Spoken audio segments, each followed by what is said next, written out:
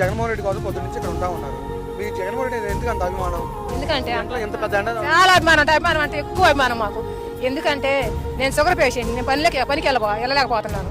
నాకు 18 ఇస్తాయి, నేను మందులు కొడుకుని నెలకి 2500 అట్ట అవుతుంది. మేము కూలి చేసుకొని బతికేవాడు, మాకు ఉపయోగపడేవి. మరి ఈయన ఇస్తాను అన్నాడు, ఏమి ఇవ్వలేదు కదా మాకు. మరి నా పరిస్థితి పని చేసుకునే స్థాంత లేదు, నా కొడుకులు లేరు. పెన్షన్ వస్తుందమ్మా? పెన్షన్ అయితే నాకు అంత రకాల పెన్షన్ రాదు. జనానికి వస్తున్నాయో కానీ నాకైతే పెన్షన్ లేదు. మంచిగా చేశాడు ఆయన, చాలా మంచి చేశాడు, అందరికి మంచిగా చేశాడు ఆయన.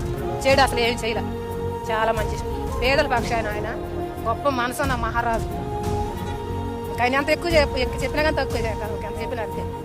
చాలా మంచిది జగన్. డెవలప్మెంట్ చేశాడు జగన్మోహన్ రెడ్డి, చాలా డెవలప్మెంట్. ఇళ్ళు కాదు కట్టించింది, ఊర్లో అండి ఆయన కట్టించింది, అందరికి లేని వాళ్ళందరికీ చాలా మంచిది. ఈ ఇల్లు మీకు వచ్చాయా? నాకు అంతకు ముందే వాళ్ళ నాన్న హయాంలోని ఇంద్ర హౌసింగ్లో ఇల్లు కట్టుకున్నాం మేము, మాకు ఉంది. మీకు జగన్మోహన్ రెడ్డి ఏమి చేయలేదు కాబట్టి మీరే ఓట్లు వేయలేదు అని చెప్పేసి కూటమి ప్రభుత్వం. ఓట్లు వేసామండి, ఇంకేం జరిగిందో మాకైతే తెలియదు. ఓట్లు అయితే మేము పక్కాగా వేసాం. తర్వాత ఈసారి జగన్మోహన్ రెడ్డి వస్తారంటారా? తప్పకుండా వస్తాడండి.